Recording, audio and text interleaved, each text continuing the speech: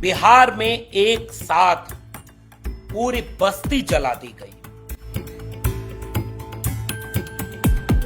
मांझी परिवार के 80 घर फूंक दिए गए और इसलिए यह एक बड़ा मसला है। बिहार में चुनाव आने वाले हैं और भारतीय जनता पार्टी और नीतीश कुमार के समर्थन की सरकार चल रही है। क्या कानून का राज खत्म हो गया? क्या बिहार में महाजंगल राज आ गया? क्या बिहार में महा घोटाला राज आ गया? कानून का इकबाल खत्म हो गया? और ये कितनी बड़ी घटना है। 2024 के भारत में बिहार की तस्वीर पूरे देश को विचलित करने वाली है। क्या जाति व्यवस्था ने इस देश में इतनी नफरत और खाई पैदा कर दी है कि हर ऊपर समझने वाली जाति अपने से नीचे वाली जाति के ऊपर अमानवीय अत्याचार करने पर आमादा है? और अगर जो लोग इन जातियों की खाई को इस तरह से दमन और हिंसा के जरिए बढ़ाते हैं, क्या वो इस देश के लिए गंभीर खतरा नहीं है? जबकि जाति के नाम पर बराबरी और हिस्सेदारी के सवाल को उठाने वाले लोगों को जातिवादी कहा जाता है। आज के वीडियो में इस घटना के जरिए बिहार के ऊपर बात करेंगे। स्वागत है आप सबका डॉक्टर लक्ष्मण यादव के सोशल मीडिया प्लेटफॉर्म पर। तो ताजा मामला यह है कि बिहार के नवादा जिले में मांझी टोली बस्ती के 80 परिवार बेघर हो गए, क्योंकि उन घरों को तकरीबन 100 से ज्यादा उनसे ऊपर की जाति अपने को मानने वाले लोगों ने जातिगत हिंसा की मनोभावना के तहत आग के हवाले कर दिया। और वहां कोई हताहत होने का खबर तो नहीं आ रही है, लेकिन सबके घर जला दिए गए। बिहार पुलिस ने यह बताया है कि लगभग 10 लोगों की गिरफ्तारी हो चुकी है और वहां के चश्मदीद बता रहे हैं कि यह बहुत भयानक मंजर था। मामला जमीन से जुड़ा हुआ बताया जा रहा है।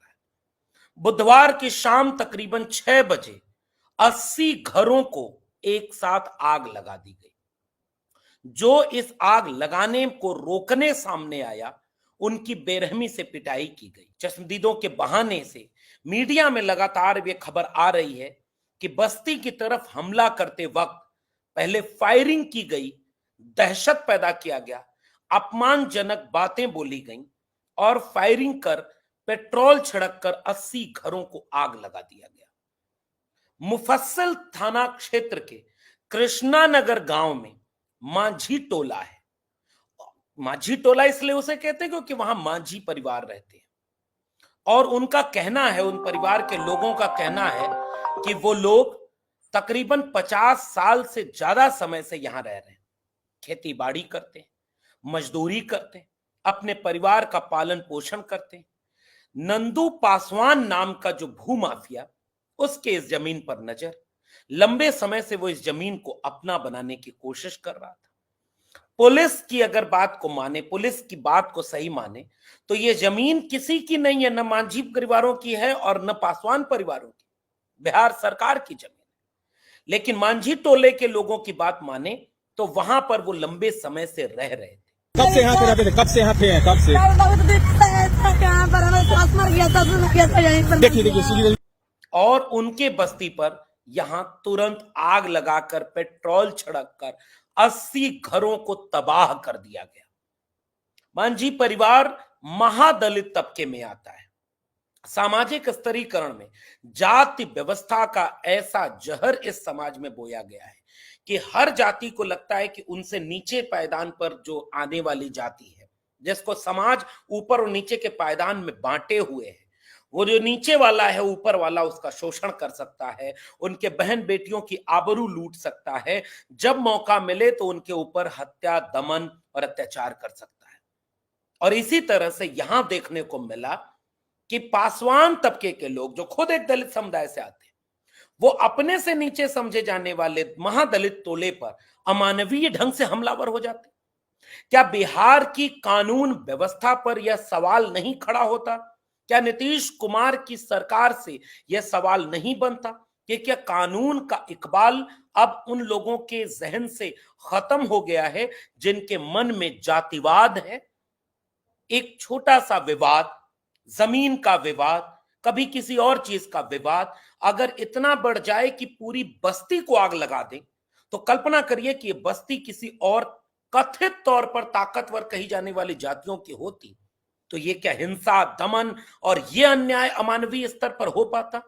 जाति व्यवस्था इस तरह से काम करती, जाति व्यवस्था इस तरह से हमलावर होती, और जाति व्यवस्था ने इस देश में हर एक जाति के बीच दूसरी जाति से नफरत पैदा की है, जिसका सबसे बड़ा श्रेय, क्रेडिट अगर किसी को जाता है तो भारतीय जनता पार्टी को जाता है, क्योंकि भारतीय जनता पार्टी इस खाई को बढ़ाने का काम करती है। लेकिन इस देश की राजनीति में यह हुआ जिसने जाति को एक टूल बनाकर बराबरी की बात की, हिस्सेदारी की बात की, सम्मान की बात की, उन्हें ही जातिवादी कह दिया गया। बस्ती के लोग, मांझी टोला बस्ती के लोग कह रहे हैं कि उनके कई लोग गायब हैं, मजदूरी करके अपना पेट पालते हैं, गरीब हैं, कमजोर हैं, बस्तियां उजाड़ दी गई तो वो कहां जाएंगे? क्या सरकार को इस बात का पता नहीं था कि यहां जमीन का विवाद है? क्या तनाव के बारे में लोकल एडमिनिस्ट्रेशन को कोई चीज की पता नहीं थी? तो इससे सवाल नीतीश कुमार की सरकार के ऊपर बनता है। मीडिया में आई खबरों के मुताबिक नवंबर 2023 में भी यहां फायरिंग की घटना हो चुकी, और मांझी टोले के लोग कहते हैं कि हमने एफआईआर दर्ज कराई। यानी नवंबर 2023 से यह विवाद सीधे 1 to 1 चल रहा था, एफआईआर दर्ज करवाई थी, पुलिस ने कोई कदम नहीं उठाया, और आज इस घटना में गोरेलाल मांझी, झपसी मांझी, संजय मांझी, नियत मांझी, रामचंद मांझी, भोला मांझी, तारा मांझी, ललिता देवी, अवधेश मांझी, मनोज मांझी, डोमा रविदास, गेंदो मांझी, सुरेश मांझी, रविदास, विजय रविदास, शोभा देवी, सरिता देवी, स्वरूप मांझी, नवल मांझी, कई लोगों के घर जलकर खाक हो गए, मिट्टी में मिल गए। क्या ये लोग कानून को तोड़ करके, जो कानून अपने हाथ में लेकर के इस तरह की बात करते हैं, क्या यह बिहार के कानून व्यवस्था की धज्जियां उड़ाते हुए नहीं दिख रहा? एनसीआरबी के आंकड़ों की बात करें तो बिहार साइबर और आर्थिक अपराध के मामले में टॉप 10 राज्यों में शामिल हो गया। एनसीआरबी ने जो आंकड़े जारी किए दिसंबर 2023 और 24 के शुरुआत में, बिहार लगातार अपराध की श्रृंखला में ऊपर बढ़ता जा रहा है। राष्ट्रीय अपराध रिकॉर्ड ब्यूरो के अनुसार पिछले साल आर्थिक अपराध के मामले में बिहार 6ठे स्थान पर रहा और साइबर अपराध के मामले में 7वें स्थान पर रहा। आर्थिक अपराधों की संख्या 10,674 रही, जो राजस्थान, उत्तर प्रदेश, मध्य महाराष्ट्र, तेलंगाना, इन सब से बहुत अधिक है। अन्य राज्यों की तुलना में आर्थिक अपराध की दर 8.50% पहुंच गई। यानी बिहार में महिलाओं और बच्चों के विरुद्ध अपराध दर वो लगातार बढ़ती जा रही है, और इस तरह के वाकये सामने आ रहे हैं। 17 दिनों में 12 पुल गिरे, 10 साल में 214 पुल गिरे बिहार में, और लगातार भ्रष्टाचार के मामले सामने आते रहे। लेकिन बिहार में सरकार का इकबाल पूरी तरह से ध्वस्त होता हुआ दिख रहा। और भारतीय जनता पार्टी, वहां कुछ लोग हैं नए नए गए हैं, जन स्वराज पार्टी के प्रशांत किशोर पांडे, और प्रशांत किशोर पांडे सबसे ज्यादा हमलावर हैं तो तेजस्वी यादव पर है कि नवी फेल है कि नवी पास है। प्रशांत किशोर पांडे का एक बयान आप नहीं पाएंगे जिसमें वो कहें कि प्रधानमंत्री चौथी पास हैं कि चौथी फेल है, भारत के गृह मंत्री क्या पास हैं कि फेल है, उत्तर प्रदेश के मुख्यमंत्री कौन सी डिग्री लेकर के बैठे हैं। भारत के संविधान में डिग्री राजनेता मुख्यमंत्री बनने की नहीं, इसीलिए तेजस्वी यादव ने एक बयान देते हुए कहा कि प्रधानमंत्री चौथी पास है कि नहीं है ये पता नहीं, लेकिन इंजीनियर बने हुए नीतीश कुमार उनका पैर छूते हैं।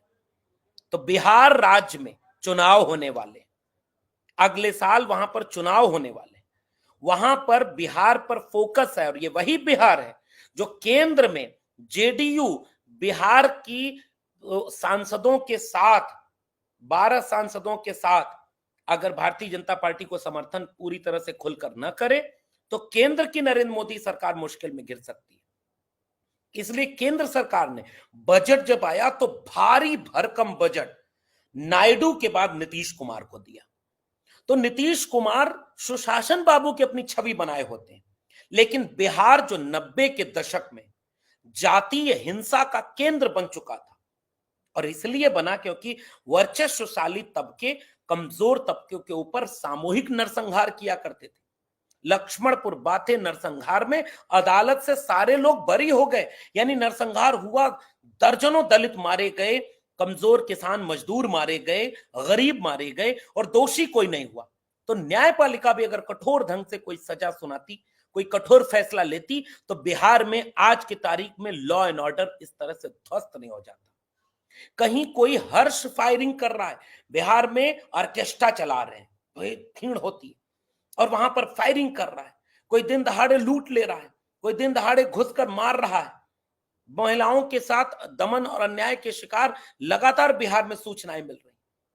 और बिहार में कानून का राज अगर इस तरह से ध्वस्त हो जाएगा, बिहार में अगर कानून का इस तरह से संकट में आ जाएगा बिहार का पूरा कानून व्यवस्था, तो क्या बिहार की जनता इस बात को भूलेगी कि पूरी बस्ती 80 घरों की जला दी गई? यह सीधा सवाल लॉ एंड ऑर्डर का है। यह सीधा सवाल नीतीश कुमार और भारतीय जनता पार्टी की समर्थन से चल रही सरकार का है, जिसके दावे बड़े बड़े हैं, लेकिन वहां आपसी झगड़ा, कई कैबिनेट मंत्री बिहार से हैं, केंद्र सरकार में। तो क्या लॉ एंड ऑर्डर में महादलित परिवारों की बस्तियां यूं ही तबाह कर दी जाएंगी? ये सवाल बिहार से निकला है, जिसका असर आने वाले दिनों में बिहार का चुनाव जब होगा तो ये बड़ा मुद्दा बनने जा रहा है। और भारतीय जनता पार्टी अगर बंगाल का कोई मसला हो, उत्तर प्रदेश में कोई अगर यादव और मुस्लिम बन जाए, तो उत्तर प्रदेश के मुख्यमंत्री लगातार माफिया माफिया कह के पूरे समुदाय को अपराधी बनाने की बात करते हैं। लेकिन बिहार में खुलेआम महादलित परिवार के मांझी परिवारों की बस्ती जला दी गई। तो ये जातीय दमन कौन भर रहा है कि हर जाति को अपने से ऊपर वाली जाति मजबूत और अपने से नीचे वाली जाति इतनी कमजोर लगती है कि उसकी लाठी, उसका दमन, उनका न्याय अपने से कमजोर वाली जाति के ऊपर सबसे ज्यादा बढ़ जाता है।